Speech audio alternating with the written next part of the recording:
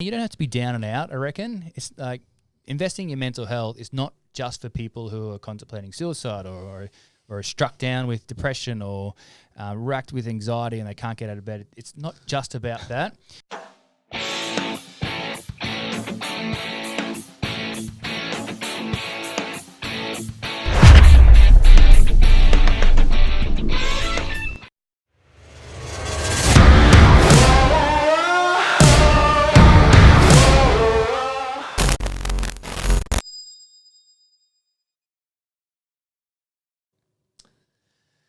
All right. Well, thanks, Rossi, for handing it over to me, mate. We're back in the studio today, 120 Grit, the podcast for the working class. Today, as usual, we've got a very special guest. It's not often that every week. They're not. We haven't had a non-special guest. We haven't had a non-special one yet. So we have got an ex-NRL player from the Roosters, the Raiders, the Titans, the Maroons, and the Kangaroos, and he's Australia, and he's wearing a Burleigh Bears hat. Welcome, Dave Shillington. Thanks for having me, guys. Good to have you in, mate. Yeah, cheers.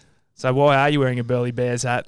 Well, I had a few mates that play for that team, and they won the ISC Grand Final on Sunday. They beat Wynnum in a pretty spectacular game, actually. It was high quality, and the Bears got up by a couple of tries at the end, so I was pretty happy for the boys. They go on to the national final this weekend, and I'll be cheering them all week long. Bloody oath. Yeah, it's a big weekend for football. Bloody oath. It's big. What was the crowd like out there? It was good. It sold out. I think it was about 7,500 people roughly. And when I was joking before, they're a working class sort of crowd, not your normal NRL crowd. Definitely not a rugby union crowd, that's for sure. No RMs and Wrangler jeans. No, that's right. And there were some Wynnum Seagulls fans just near where we were sitting, and they had a belly full of 4X, and the whole game there'd be 12 guys there, and 6 of them would yell out Wynnum, and the other 6 would yell out Seagulls. They did that for the rest of the game. So feel like I'm there. Yeah, part of the day, mate. So we're excited to have a chat today.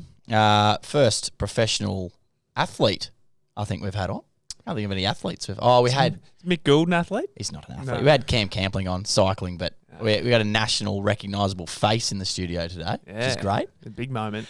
But we want to touch on a range of things, and just basically get people to understand that professional sportsmen are humans too, basically, and they've got a whole range of emotions that they go through during their career. But your career started off down in Sydney, but you're a Brisbane boy, so run us through that. Yeah, so I was really lucky to get picked up by the Sydney Roosters when I finished school. So they put me at the Redcliffe Dolphins for 1 year on scholarship, and then big Artie Beetson thought that I might have a bit of potential. He brought me down to Sydney and gave me a 3-year contract down there, and I worked my way through the grades. Didn't quite get to the top at first because when I was about 20, I busted my knee, unfortunately, and I was staring down the barrel of returning home to Brisbane with my tail between my legs, to be honest. I was feeling like a bit of a failure. But thankfully, my mum gave me a bit of encouragement and said, ring the club and ask for 1 more year.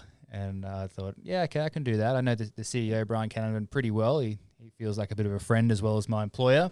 So I called him and said, look, I don't think I've reached my potential, and you guys signed me on potential. Give me 1 more year to really get there, and I'll give it my all.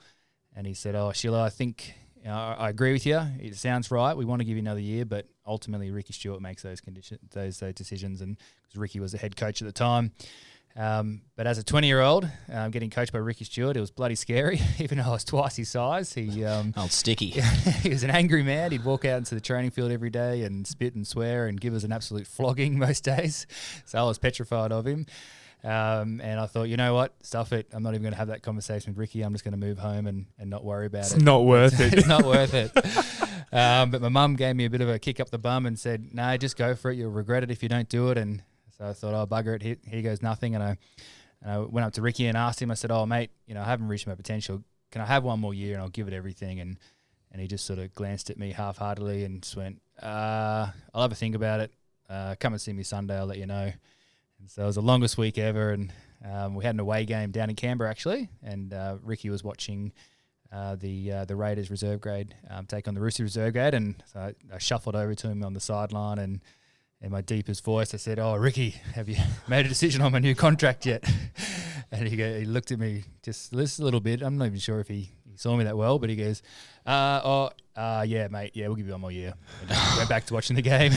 He probably thought you were someone else. Yeah, he might have thought I was Anthony Minicello, I don't know. But and so I was happy as Larry and trotted off, and that off season and the pre-season just ripped in and did my best and ended up debuting in first grade the next year. So forever thankful. Mum gave me a kick up the bum, and I had that courage, and obviously for Ricky and Brian Canavan for rewarding me with one more year. Were you evaluating what your other options were? If you hadn't have gone up to Ricky Stewart, were you like making other contingency plans in your head, like, I can always just go and do this or what? Yeah, I had started uni doing a teaching degree, so I always wanted to be a teacher simply because of the holidays. They got 10 or 12 weeks holidays every year, and I thought, how good a life is this? But I'm glad I went up to Ricky and asked him, and so I'll always, went on to play 11 years first grade after that. So I'll always be thankful of that moment. Bit of a turning point, I suppose, early on in your career.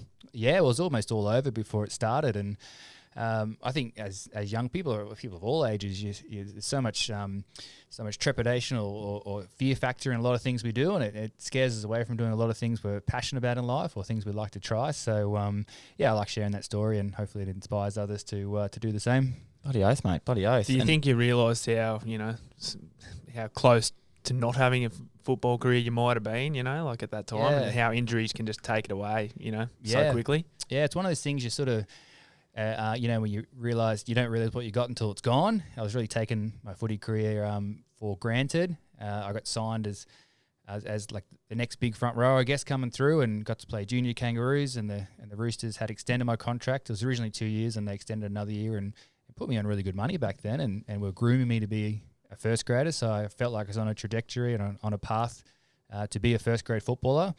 But then, I wasn't playing good footy in the end, and I hurt my knee, and didn't have much going for me then. So it was all sort of looking like it was going to get taken away from me, but thankfully I just survived. Who was it? Was Jarali Aoye, was it? Yeah, had that he's an awful injury. Yeah. And he was one of the best players getting around, and then for him to get it all ripped away from him just due to chronic injury. He was only young, mid-20s. But he had that one big injury, didn't he? It was a knee. Was it a knee? Yeah, righto. Pretty sure. Yep. Yeah, it's just incredible how for every player that makes it and has a long and 11-year career, there's that many players out there who it's their dream, their whole lives, and it's just the conversion rate or success rate, I guess, it's pretty slim. And you think there's tens of thousands of people playing junior footy every year, from under sixes all the way into the seniors, and once you get in the system, only a few players who play in the 20s end up playing in first grade. And of those guys who make it to first grade, only a handful of them play more than a few years of first grade. Yeah, well, I saw a stat that was something like the average NRL career is about 40 games. It is less than 2 seasons. Yeah, average career. So you think Cam Smith's played 420 games? That's rude. Just incredible. Yeah, tenfold. Yeah, but I mean, I don't think many people would actually know that it's that slim. The other thing I was talking about on the weekend actually was the amount of people that have the talent but don't go on with it. Yeah, because it's a big commitment. You've got to give up your weekend with your mates, because that early stages, you're 18, 19, your mates are going out. They're either starting apprenticeships, going to uni, they're getting on the booze every weekend, they're chasing women around. Yep. You're having to train rigorously, you're a professional athlete, and you've got to get up for a game that could be on a Sunday afternoon at 4 o'clock. Yeah. Yeah, you make so many sacrifices. You got that real battle of, I'm 19, I'm 20, I'm 21, I've got all these birthday parties to go to, all my friends are doing this, how come I can't do it? And whilst it's easy for an older person to look down those young people and go, oh, mate, you've got this great opportunity. Who cares about that stuff? Just play your footy and you'll be rewarded. You don't see that when you're a young person. You've got to learn through some mistakes to gain that wisdom. So, I missed a hell of a lot of 18th and 21st, weddings and all sorts of things like that. And at the time, you do feel like you're missing out. And you often see that's where people get in trouble. Like they see the Broncos guys the other week playing the pokies and relaxing and enjoying themselves and thinking like they're not hurting anyone or anything. And that's what most people were doing on a Saturday night. Young people were out there having a beer and playing pokies. Exactly, Having a little slap. Yeah. Ricky's laptop. No free spins. Yeah. classic. No. Classic. So you're at the Raiders at the Roosters, and then you made the journey up to the nation's capital for the mighty Milk. How was that transition? Oh, it was pretty hectic. I lived in Sydney in the eastern suburbs there for 7 years. So I had a great circle of friends. Lived in Clovelly on the east side there that unit looked out over the ocean. And after training, you'd come down and go for a swim and run into a few mates. Swim with the groper. Yeah, that's it, the Blue Grover. Yep. And yeah, so it was a great life. I loved it.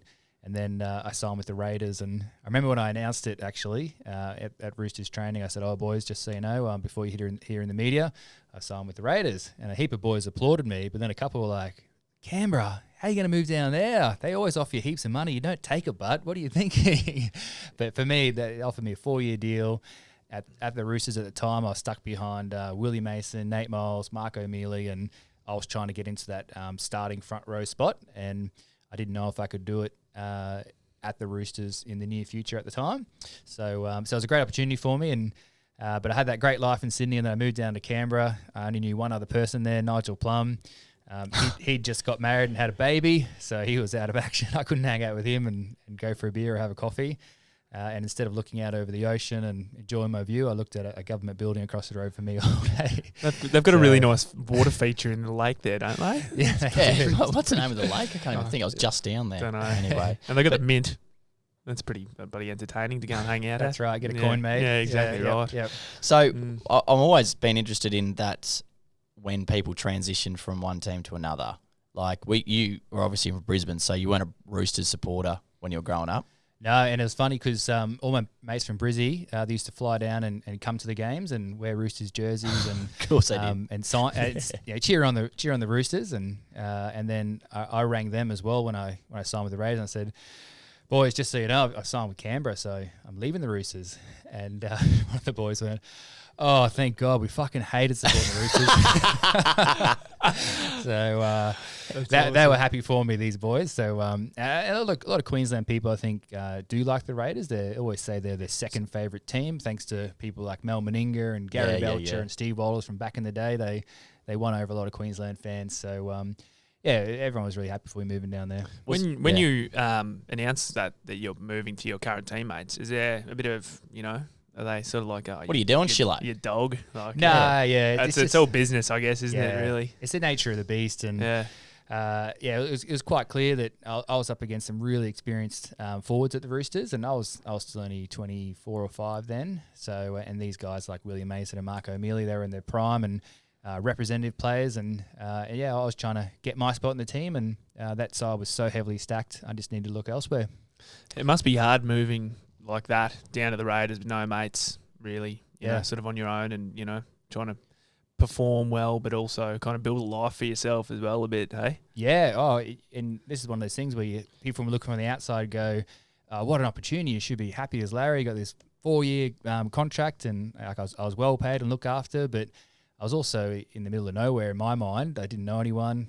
Winter came around. It was bloody cold. You couldn't go outside before 10 in the morning and 4 in the arvo. So, and I missed all my family and my friends. I'd broken up with a girlfriend at the time, so I really was by myself down there. I remember when I flew home to Queensland a couple of times on weekends off or the off season, and I'd hang out with all my old schoolmates and sit on the back deck with mum and dad and have a coffee or a beer and just relax. And I loved it so much that when I got on the plane to fly back down into Canberra, when we started descending, I used to get really emotional about it and think, "Oh, what am I doing down here?" Even though that's what I wanted to be doing, is playing football front row for the Raiders, and I had a great opportunity. So it was mixed emotions, and whilst I felt like I should have life sorted and I should be really happy about that sort of stuff, I was also missing all my family and mates and all those normal things that we do as humans. That's such a common thing too, like people that are perceived to be successful are still going through all that sort of stuff. Yeah. And it can happen to anyone. And like we've spoken about it before with the Greg Inglis thing, people are just like, how the hell could that bloke be upset? He's been on $1 million a year since he was at the, started at the Rabbits in like 2009 or whatever it was. Like, shit. Yeah. How could you be upset? But it does not discriminate, That's right. Yeah. Well, because I played at the Titans, I got to play alongside Ash Taylor, and it was pretty well documented this year that he had a few struggles and had to take some time away from the game. And, it really upset me when I saw this Daily Telegraph article, and one of the journalists, Paul Kent, he basically just tried to iron out Ash and just said, "Oh, this bloke's on $1 million a year. He's part of this new generation that are a bunch of softies, really, and they need to be told to harden up a bit." And I just thought that's just the craziest thing, that in this modern day you'd link someone's salary with their happiness, and they think, "Oh, well, if I have a lot of money, I'll be happy, or if I'm poor, I won't be happy." It's just it's such a bizarre thought to say someone should be happy because they're on $1 million a year. I wonder if Paul Kent's ever been through any struggles. Yeah, You know? Well, he's such an angry little bastard. You probably think he's going through something. He doesn't smile much. Yeah, but what a simple equation. If I just get some more money, I'll be a little bit happier. Well, the studies are out, and it's something like if you earn anything over 90K, your happiness doesn't improve. Yeah. It's like that's the cutoff for a salary of where happiness sort of ends. It doesn't get any better. Well, you need to go and interview every person that's ever won the lotto and see how well it's turned out for them all, right? It's really brought a lot of people unstuck. Yeah, I know. We were talking earlier, Shillo, about an interesting thing that you had happen when you were at the Roosters with your coach there, Freddie Fittler. Run us through that. Yeah, I think it was one of those significant parts of my career that I always look back on and love sharing with people. And it was around 2008 there, and I was probably struggling a little bit down at the Roosters, not feeling like I was included in the team or a real big part of it. Maybe a bit of imposter syndrome, like I wasn't worthy of being like in that Sydney Roosters first grade team. Even though I was picked there every week, I didn't feel. Yeah, I just didn't really feel up to it, and So it felt like you were making numbers up a bit. Yeah, I wasn't pulling my weight. Just really critical of my performance all the time, thinking I'm just not good enough. If I'm really honest with myself, I don't know how they're picking me. Wow. And because of that, I was really sort of isolating myself, just keeping to myself, and probably a bit erratic and drinking too much, that sort of stuff, and things that my coach at the time, Brad Fittler, noticed, and I'll always be thankful that he came up to one day at training and he said, "Oh, Shillo, I noticed you're not quite yourself, mate. You know, is everything okay?" And I said, "Oh, I'm fine, mate." And he goes, "Well, it's okay if it's not. And have you thought about getting some professional support?" And I went, "What do you mean, like a counsellor or a psychologist?" And I laughed it off and I said, "I'm 6'5", 115 kilo front rower for the Roosters. I don't need any emotional support. Thank you very much." But then he said something that changed everything, and he said, "Well, why don't you see the guy that I see?" Like, "The guy you see, you're Brad Fittler, you got life sorted." And he goes, "Yeah, well, you don't have to be down and out to see someone. I check in with this guy regularly, and he's fantastic. We get each other. He understands me, and you might enjoy chatting to him, get a bit out of it." And I thought, well, you know what? If it's good enough for you, it's definitely good enough for me. Wow. And I went around the corner to Centennial Park and saw a guy called Angus, and he sort of just saw clients or patients, whatever you say, from time to time out of his unit. And I went in there and sat on the couch as you do, and but I still had my guard up. And he was like, "Dave, what brings you here today, mate?" And I went, "Oh, nothing really. I'm fine." And he goes, "Well, you must have come for a reason." And I went, "Oh, not really." Freddie told me to. I walked all the way here just to sit here and take up some of your time. Yeah. But he used some sort of counsellor, psychologist, wizardry, and he just kept juicing information out of me, reframing questions, and all of a sudden just got me talking. And I let my guard down, and it just started flowing out, and it just felt so good. And I went from someone who refused to say anything to talking, and him tapping on his watch going, "Well, that's an hour, mate. I've got other people to see. You probably have to go now." And I was like, "Wait, I've still got more to say. Sit back down." And I loved it. It felt like just a release and a relief, I guess, to talk to somebody about the embarrassment, I guess, or the confusion of why I'm not loving life and proud of myself and comfortable in my own skin, all that sort of stuff. And so I went back and saw him, not every week or anything, probably another half a dozen times over that season. And I always draw a pretty straight line from that sort of investment in my mental health to how my career rose as a rugby league player too. Besides everything off the field, just talking about footy. The next year I wanted to play for the Maroons, play for Australia, just really enjoying and loving my footy. And I guess I had that physical side of thing worked out like you do. You train 30 hours a week lifting weights and running on the field. But now I had the mental side of things worked out too. And when it came together, it just helped me play really good footy. So I'll always be thankful of Freddie having that conversation with me, but also for myself for letting that guard down, because too often we've got to be tough men and project a strong image. But if you let your guard down, it bloody feels good. That's incredible. There'd be a lot of blokes that are listening to this thinking, holy shit, you're 6 foot, 8, like 120 kilos, big framed motherfucker, and you're talking about going and seeing a psychologist, and there'd be a lot of blokes out there thinking, yeah, I'm too tough for that. So, do you reckon that experience changed you or not? I mean, obviously your football trajectory, just exploded, but your mentality. I mean, we talk about help-seeking behaviour a lot for blokes, and that process. I find it funny how you would have got in your car, you would have gone to that unit, even though you had no idea what you wanted to talk about, but you just sort of were drawn to go there for some reason. There was something you had to, And when you're there, you're caged up, and it's like, I don't need to be here. Like, what are you doing here? Like, it's pretty cool. Well, it's a funny thing, and it's amplified in sport of how, as men, we're sort of trained to be, and physically on the field. We're always taught from our coaches to never show any weakness, never show any pain or fatigue or anything like that. So it could be the 78th minute of the game, you're absolutely knackered, but when you walk into that scrum, you breathe through your nose, don't even open your mouth, don't put your hands on your hips, don't put your hands on your head, don't keel over, just you put your chest out, shoulders back, and just carry on like you're not hurt, you're not tired, and you can make the next tackle just fine. And part of it is just probably psych out the team a little bit, but you just don't want to be a target as well. If you're blowing hard and you're showing it, the next set they're going to be running at you all day long, hoping you're going to make a mistake. So you're taught just to not show any sort of pain or discomfort whatsoever. And I think if you're doing that physically, you start doing that emotionally as well. So sounds like there's probably a fair few players, maybe currently in the NRL, just in general, that could really benefit from embracing that that mental side of the game, right? Absolutely, and yourself as much as anything. Yeah, and we're taught as well just to brush off everything all the time and like a she'll be right sort of attitude. And don't get me wrong, there are times and places to do that. You don't want to pour your heart out to everybody when you're walking around the street. An emotional tap. Otherwise it loses its effect. Yeah, but it is important, to turn that tap and get a release from time to time, whether that's with a professional, or it's calling up your dad, or it's going for a quiet beer with your mate, or taking the dog for a walk with your mate, like however you want to get that release. It's important to do that, where appropriate. It's interesting that happened, 2008, so you've already been a few years in your league career. So there wasn't anything early on when your development years going to the Roosters or into the NRL that it was sort of, should be something at front of mind to be looking after your mental state and your how you're feeling mentally, as well as physically. It wasn't something that was on the radar. Yeah, no, we never. Those conversations were never had, and I joke around saying, in the early days of playing the NRL, if you talked about your emotions, you'd get laughed out of the change rooms. But the reality is, I guess you wouldn't talk about your emotions because you didn't know how to.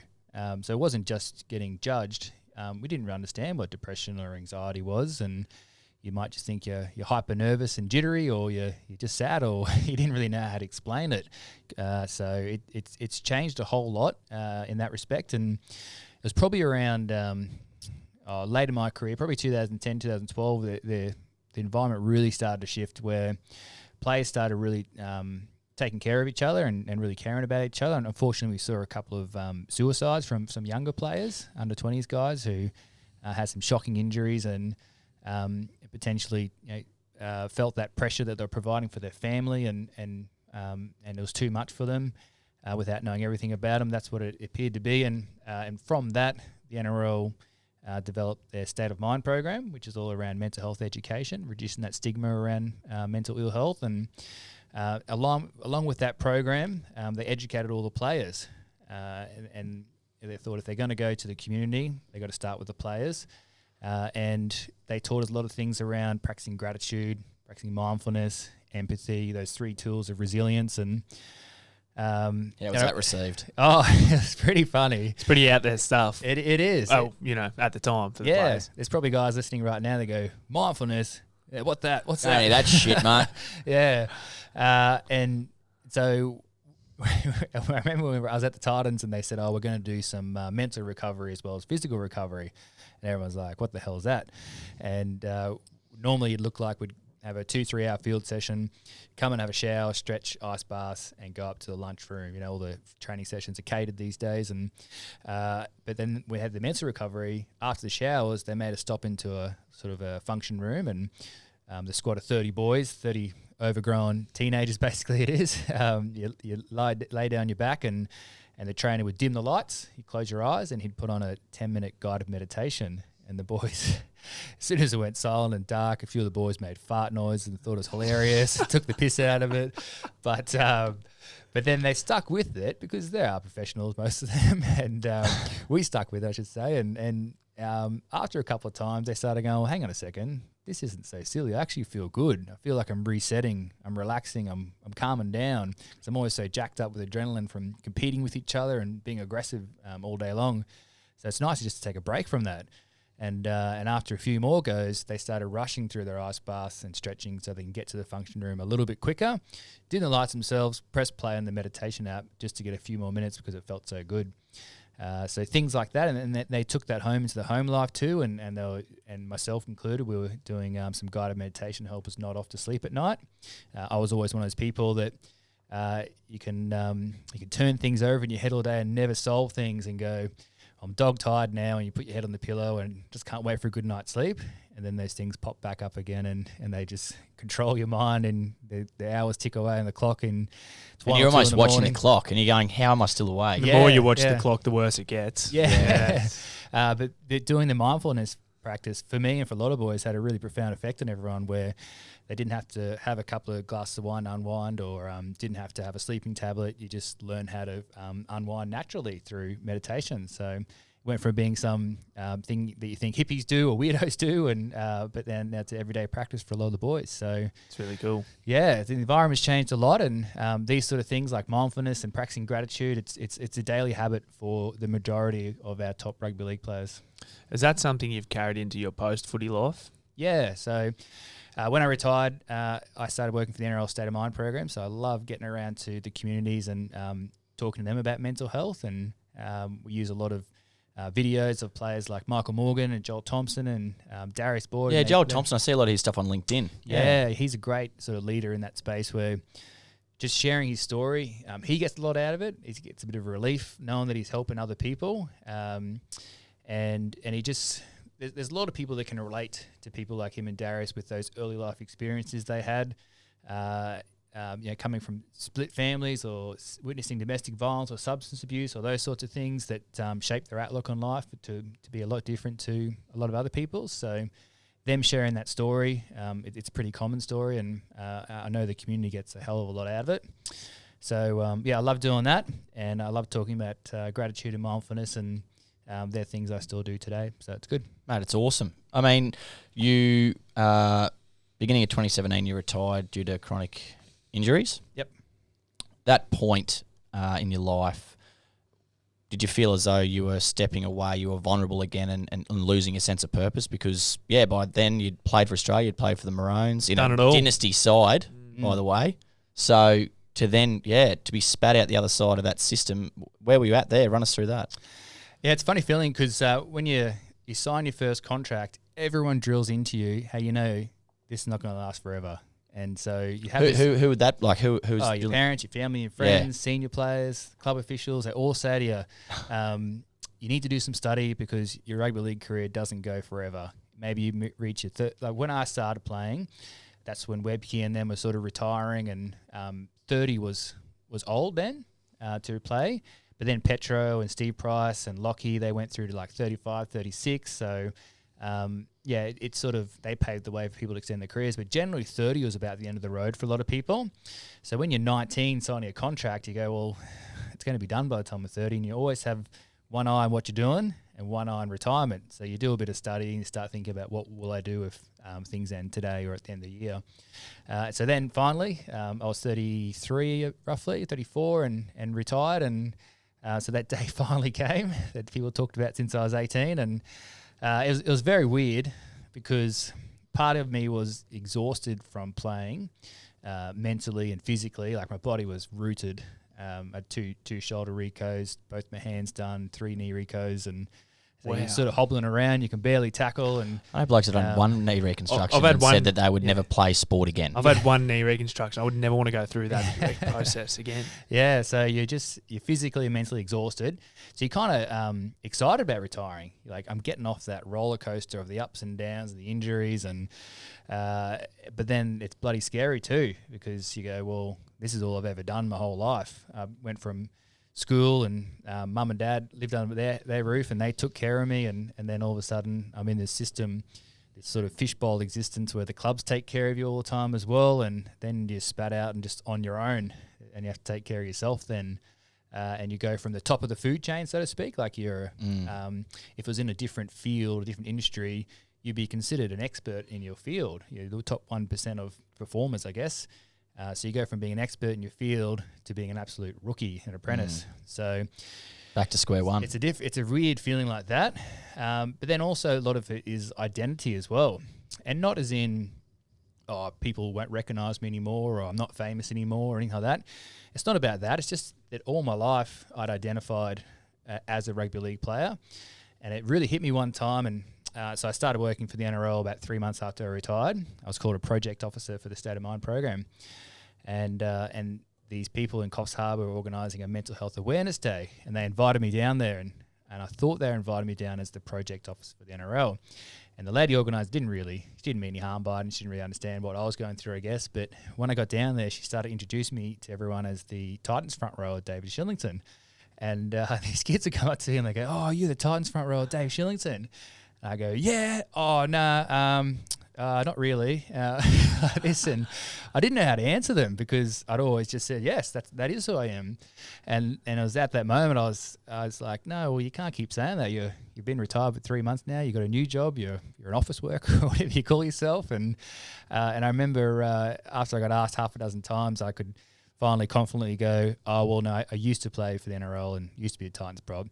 Now I work for the NRL in the community department." But it took a lot to sort of make that cut away transition, and be confident and comfortable saying that. I remember driving home that night going, "Wow, this is me now, is it? I better get used to it because I'm never going back." But it's when you've that's all you've ever known. It is hard. So it's no different for other people in life. If you're working a job for 40 years and get made redundant, or your wife or your husband passes away, or you separate, and you're just by yourself now, or you don't have that significant someone in your life. So there's a lot of comparable situations, and but it's funny to go through it as a 33, 34-year-old. Oh, you're still so young. Like like that is such a young age to like be in a massive career transition as well, right? Like there's so much ahead of you. So it must be super confusing to find that identity as you're talking about. Yeah. So I know a lot of players, it takes them a few years, and I am about 2.5 years on now, and I'm getting pretty comfortable with it now. Every now and then I sort of wish I was back playing footy, and I do miss it. But, I'm pretty comfortable now with who I am. So, well, one of the interesting things that I heard when Sam Thaiday retired, that must have been a year or so ago now, he was on Breakfast Radio and saying it was a few months after he retired, and he said it's weird because, ever since I've been 18, I've been told what to eat, where to be at 9 o'clock, where to be at 3 o'clock on a Friday. Like, I've been told my week's plan every week, every year since I was 18, and now I'm just flicked out. Yep. It's sort of like finishing school again. You just sort of flicked out and you just free as you please. And it can be dangerous to some people because, well, what do you do? Going from such structure to just unstructure. Unlimited opportunities. Yeah. And you get everything provided for you too. And when Sam was saying you get told where to be, you really do. So in Canberra, we'd have away games every second weekend. We'd have to catch a bus. So you'd get a schedule to say, at 2:15, be at headquarters where these close. We'll have food provided for you. The bus will arrive at the hotel at 4:30 in Sydney, where you'll be required to go upstairs and do this for a stretch for half an hour. Then there'll be food provided for you here. Then we're going to do this. And you never had to think for yourself. Yeah. I remember, I was sounding like a dummy, but I never thought I was someone who had my head in the sand or anything. But then certain things happen, you're like, wow, I really was babied all this time as a NRL player. And I remember when I retired and I had to take my daughter to the doctors because she had a ear infection. And so you got to remember that I left after school and to go down to Sydney. And when you're at school, your mum takes you to the doctor. And I'd seen the words bulk billing out the front of the doctor's surgery before, and I I'd never really taken in what it is, and because Mum goes in and she books the appointment for you, takes you in and see the doctor, you get a jelly bean and she pays and then you go. Then you move to Sydney with the Roosters, and I got injured in my 3rd week there. I think I strained my quad, and the trainer drove me straight to this medical practice in Kensington, and Liz, she was the physio there. You walk straight in, you don't make an appointment, and she could be treating anyone else, like general public, and she'll push them off the table and put you on and treat you right there and then. Then you walk out, you don't pay for anything, you just get on with your life. And throughout your career, the admin staff will bring down like 10 Medicare forms, 10 HCF forms, and you just sign them and you wouldn't date them, and they'd fill out all the paperwork for you in the background as things happened. Living. So you'd never see a bill. So then when my daughter had an earache, I had to take her to the doctors. My wife made the appointment for us, as you'd expect. And then I took her down, and the doctor checked her ear and goes, "Oh, here's a script for some drops, and have a good day." And we walked out of the examining room, and I walked up to the counter to the receptionist and said, "All right, all done there, thanks." And she goes, "All right then, have a good day." And I went, "Yeah, no worries," and pulled out my wallet and said, "Oh, how much will that be today to fix up the bill?" And she goes, "Oh, that's all bulk billed today." I went, "Okay, cool, yep," and handed my FPOS card to fix up the account. She goes, "So there's nothing to pay?" And I went, "That's what bulk bill is, no worries." Thanks, Medicare levy. Yes. And wandered on down there and called my wife and went, "I know what bulk bill is." I just learned something. Yes. That's Oh, awesome. wow. I love that. So that's how much you're taken care of, and then all of a sudden you're in the real world and you have to fend for yourself. So even though it's comical, it's also reality. How also do people deal with the structure as well? So each week you're sort of stuck in the machine, you're 26 weeks, and then if you play finals, and then if you go from finals and you're also playing, rep footy at the end of the year. Like, how are they the setting the weeks up so you are getting time away for yourself and like looking after just you? It's changed a lot. It changed after I finished up, so it's just been the last couple of years. And the Rugby League Players Association, which is a union for the boys, they have got stronger and stronger every year, and they're starting to put things in place in the collective bargaining agreement where players get a set day off every week, and it's their time because, as you say, when you come back November 1, November 7 around there for pre-season, you basically have a break for Christmas, but otherwise you don't really break until hopefully October when you're in the grand final, and it's maybe 2 buys during the year, and they might give you 2 days off or 3 days off, but otherwise it's a 6 or 7 day a week job. And you're playing Origin too, I suppose. Yeah, so and it was always you're always at the mercy of your coach to give you a few days off, and I know you hear stories about Wayne Bennett would give the Broncos boys a week off every week, and they'd go to Bali or something like that and have fun. And we're always so jealous of those boys because their coach recognised that it's good to have a break and you'll come back more refreshed. But not every coach was like that. Thankfully, but now, the boys get at least 1 day off. They can use that to study and prepare for life after footy, or they can just have straight family time and relax. And they're starting to recognise now more that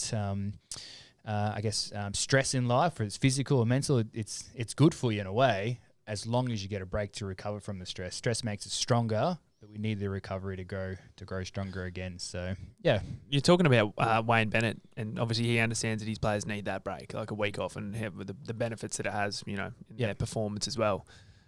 We were talking about Sticky Ricky earlier as well, and obviously you've played under Sticky Ricky. You've obviously played under a fair few coaches, and coaching styles are obviously different across the board. But what were your relationships with your coaches like, and how how were you best coached? I guess I haven't really asked that very well. What worked best for you? Yeah, I think once again, Brad Filler, he was fantastic for me in that I had Ricky in my first few years in first grade at the Roosters, and he'd come off a lot of success there, 02, 03, 04 in the grand finals, won in 02. He won it in his first year, didn't he? He did, Maybe, yeah. And then by the time I got in there, Brad Fitley retired, Luke Ricketson was retiring, and all these names are sort of dropping away or moving to other clubs, and it was a bit of a transition. They blooded all these rookies, including myself. And my first year in first grade, unfortunately, I came with 5 rounds to go, and the team had been going pretty ordinary all year, and they had to win all those last 5 games to be a chance of making the finals. So I came right into this pressure cooker. So I was we were under pressure as players, but Ricky was as a coach as well. So he was pretty angry, I guess, at that time, and he trained us pretty hard, and he used to talk a lot about aggression and getting a bit of. Can you say CUNT in this one? Better bleep that out. My mother will have a bloody conniption. Well, he used to talk about that a lot, and just getting angry out there. Yeah, get a bit of aggro in you. Yeah, that's it. Yeah. And I knew what he's talking about. There's nothing more frustrating for a fan than a big front row who's bloody useless, and won't play tough. George Burgess last 3 years. Anyway, continue.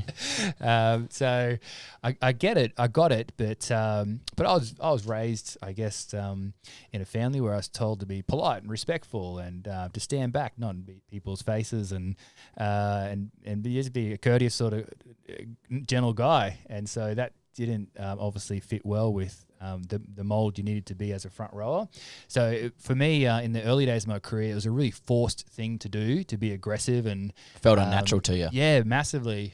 Just because I was a happy, placid, sort of laid back guy, but then when Freddie took over, he reframed it for me, and he talked about being competitive and dominant and leading your team forward, and the selfless act of, if you're running hard, bouncing people out of the way and getting a quick play of the ball, the guy behind you gets a great run because he's got the defense. You've got the defense on the back foot for him, and he talks about that sort of selfless act and the competitiveness of it, and my roles and responsibilities for the team. Yeah, it's not for you; it's for everyone else. Yeah, and that just clicked differently for me, and I thought, yeah, I'm not trying to be a dirty mongrel out there. I'm trying to win and be competitive, and yeah, it did wonders for my career, and that was 2008, and I played some really good footy that year. But some people listening to me, or rugby league fans, they might think I'm being a bit contradictory, because later in my career I did get in a few punch-ups with different players and headbutted someone, and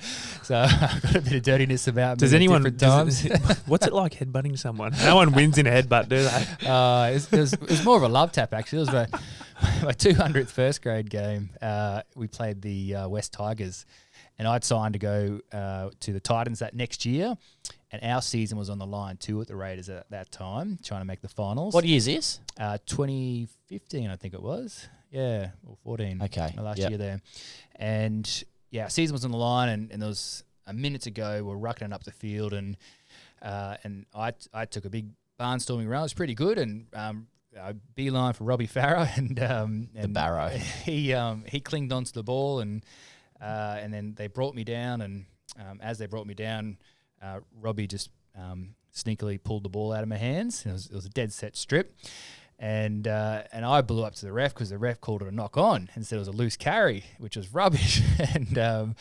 and I had a bit of a whinge, a bit of a sook, and then Aaron Woods and Robbie Farah and all them started ripping into me, probably deservedly. I shouldn't have had a sook like that on the field. and then they were mouthing off, going, especially Aaron Woods, he was going, "Oh, suck shit, Shillo. You just cost the Raiders the rest of the year.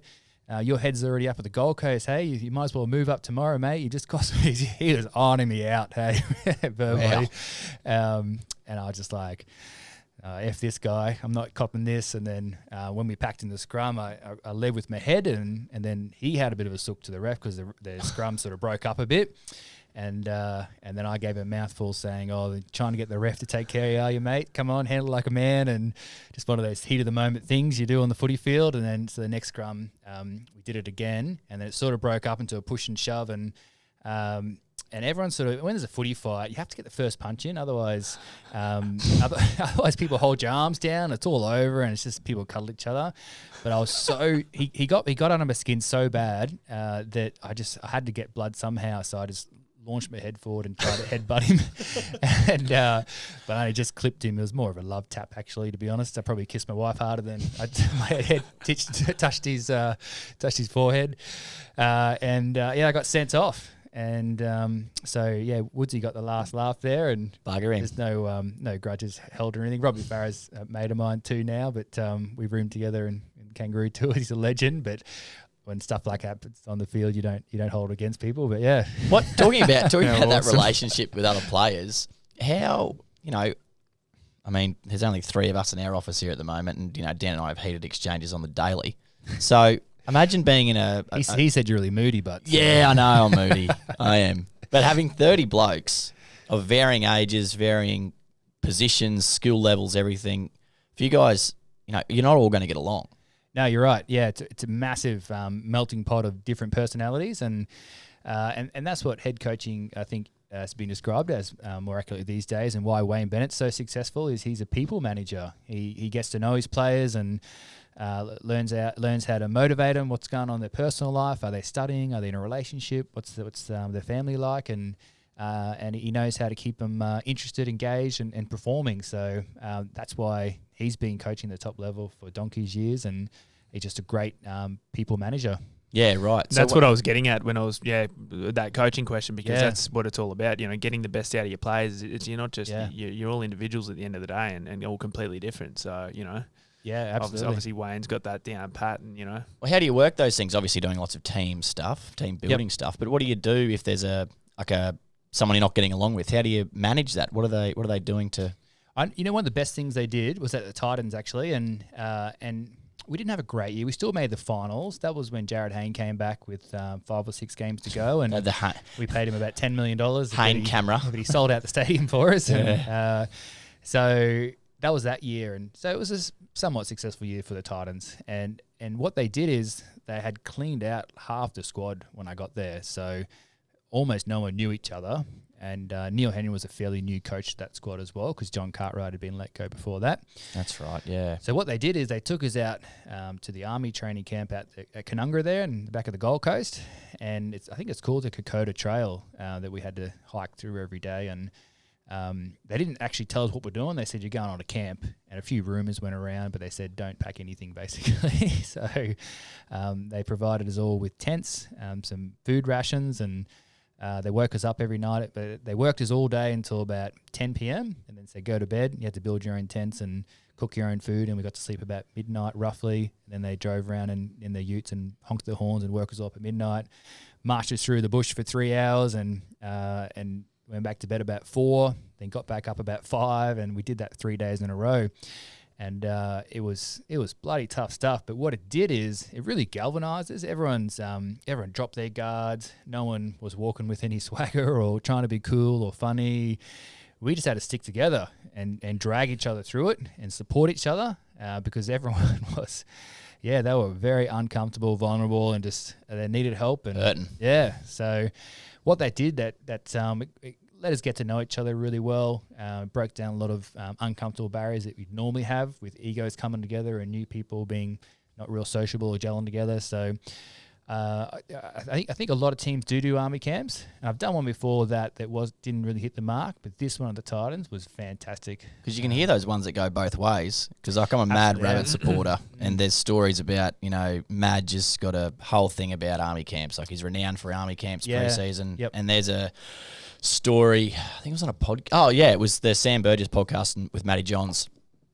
He was talking about the 2014, beginning of 2014 season.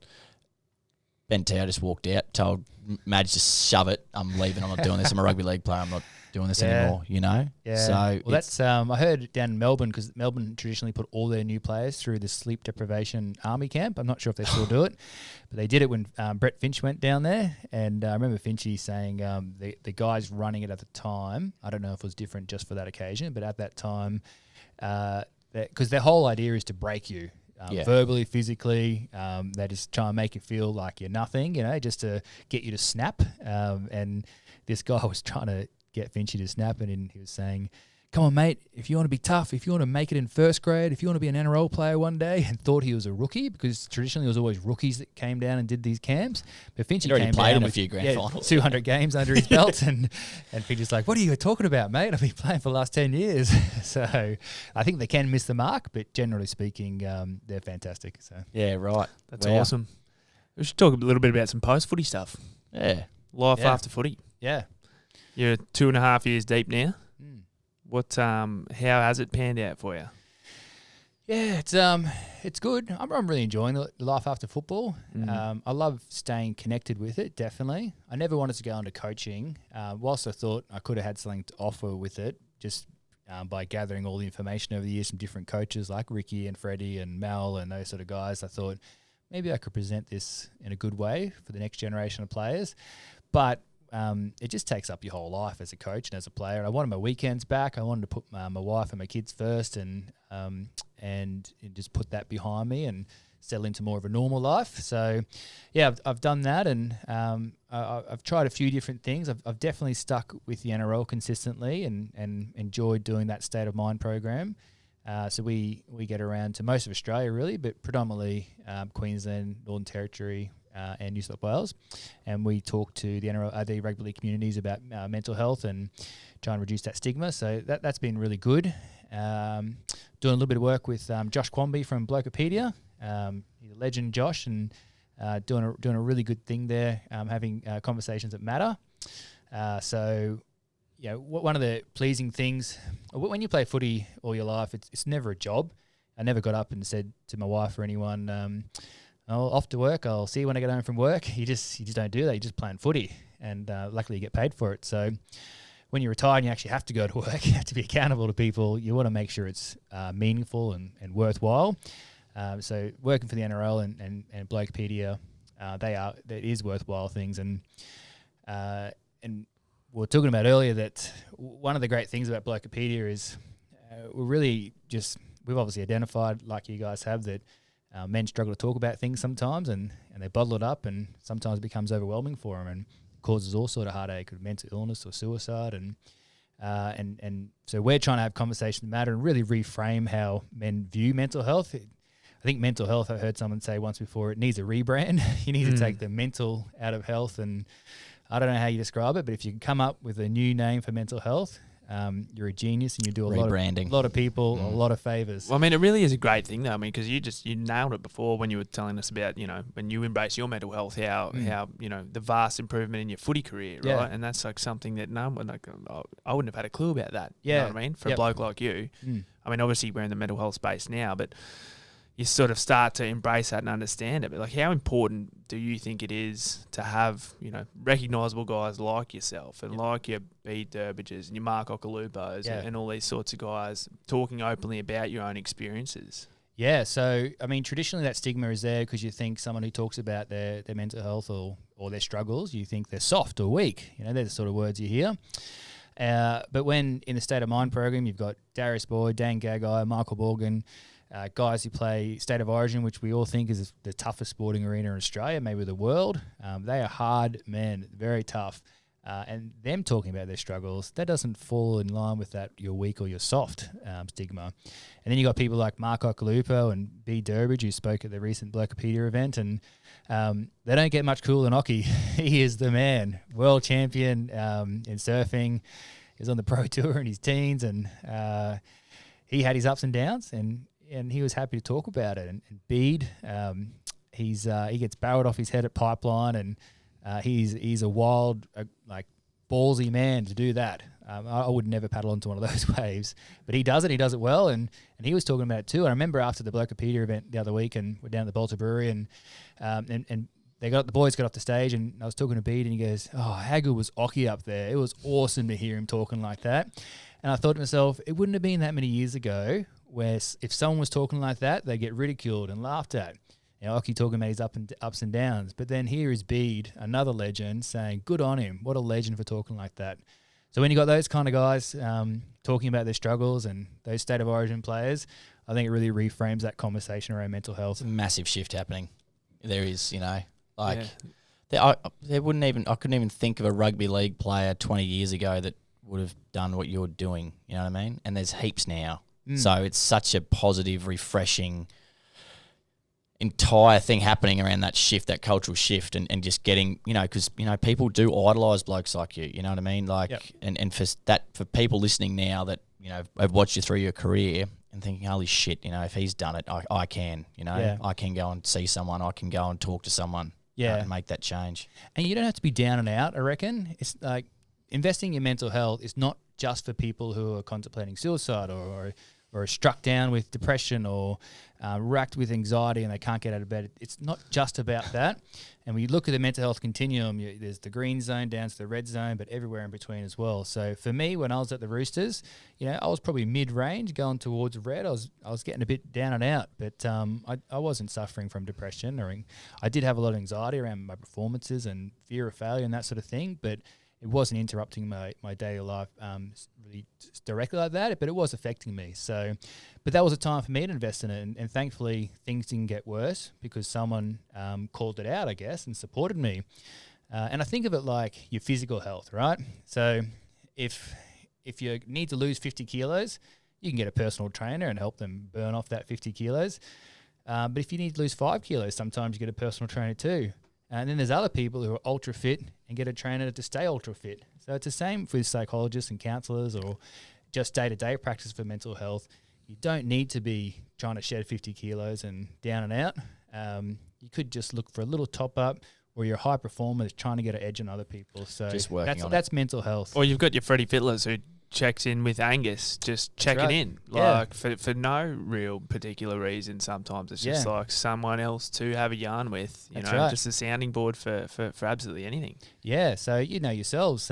Sometimes you have a good yarn with someone, and just it just feels good, and you get something off your chest, and that weight off your shoulders a bit. Yeah, there was no agenda for it or anything like that. You just fell into a deep conversation, and it just feels good. So, but there's a lot of people who are just so guarded that they don't have those conversations. So I was going to say that there must be, particularly in rugby league, there'd be a lot of young footy players who have, feel like they have to put on this big, tough macho bravado type, image. To protect their ego, I guess it is, or to try and prove themselves, I suppose. It must be, such a tough thing to go through. Yeah. Well, thankfully we've got really good senior players these days, and that's what matters in organisation. I think is leadership, and that directs the culture. And when you got the good leaders in there, talking about their mental health, encouraging boys to take care of themselves, that helps shift things too. Mate, we'll be sort of winding up here, I guess, but you told us a funny story before we came in here about when you got called up to Origin camp. Which I think the listeners would appreciate. Yeah. Oh, it was, it was a roller coaster. I got caught by surprise when I got called in Origin, and I hope Milesy doesn't mind me telling this story, but Nate Miles listening to our podcast. I'll eat my Give us 5 stars, Milesy. Yeah, he's a legend, Milesy. He wouldn't mind. But so it was game 3, 2009, and I was playing pretty good footy at the Raiders, and I thought I might be a bit of a chance, but you never count your chickens, and it's more hopeful that if someone gets injured, hopefully you're the next cab off the rank and get a start. And the way it works is when the media announces on the Tuesday what the team is, you've already been told on a Sunday night, and most people know that.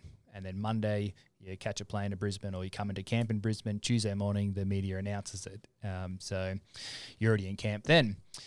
So Sunday night rolled around, and I went to bed and woke up in the morning. I went, oh well, I mustn't have made it this year, and the guys would have been informed yesterday. Oh well, next year I'll keep working hard and come back stronger next year. And then Monday night, my phone rang, and it was the Raiders team manager, and he goes, "Shillo, congratulations, mate! You've been picked in the maroon side." I was like, "What? Is this a joke? Is this some sort of prank?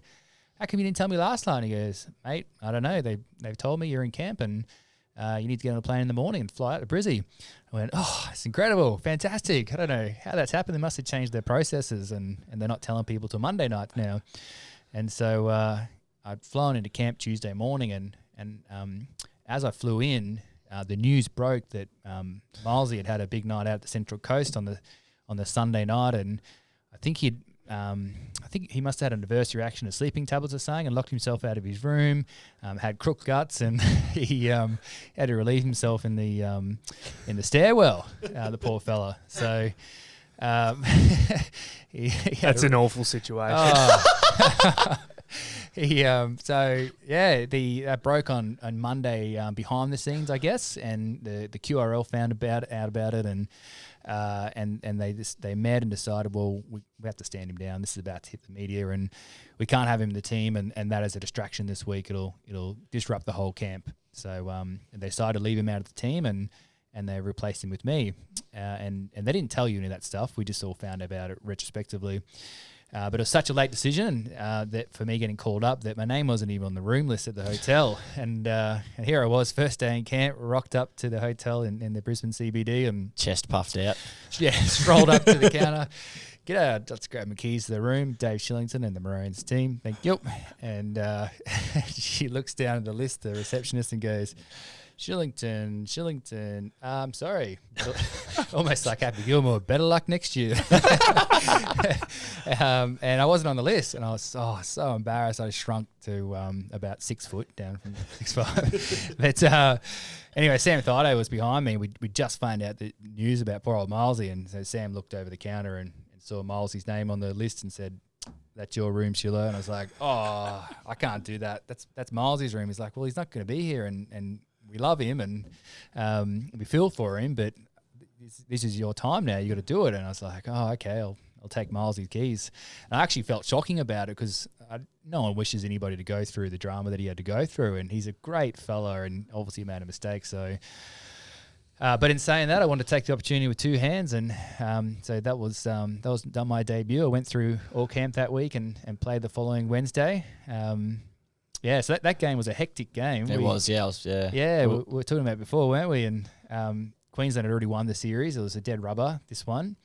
And that was the game in 2009 where Brett White and Steve Price got in a bit of a punch-up late in the game. That's when you used to be able to punch in footy. And Whitey, we didn't know at the time, but Whitey actually landed a beauty on poor old Pricey's chin and dropped him. But it was right at the same time that Trent Waterhouse came running in to sort of tackle Pricey out of the fight. And he didn't sort of coat hang him, didn't do anything. He just sort of tackled him out of the fight. But it was instantly after Whitey connected a beauty on him. He was already knocked out, eh? He was falling and he hit him. Yeah. But Trevor Gilmeister was a trainer. He ran on the field and he said, "Boys, it was Waterhouse.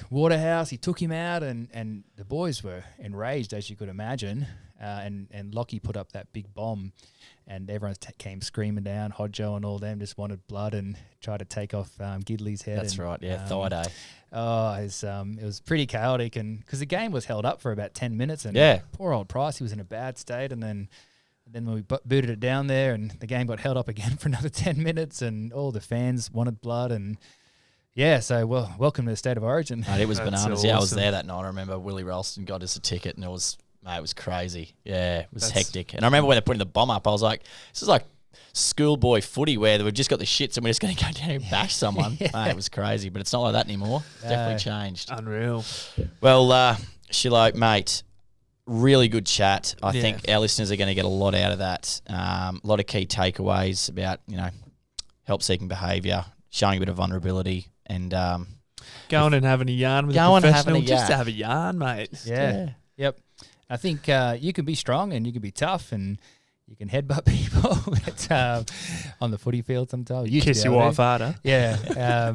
But there are times where you have to talk about things and sort yourself out. So take those moments and you definitely feel a lot better for it.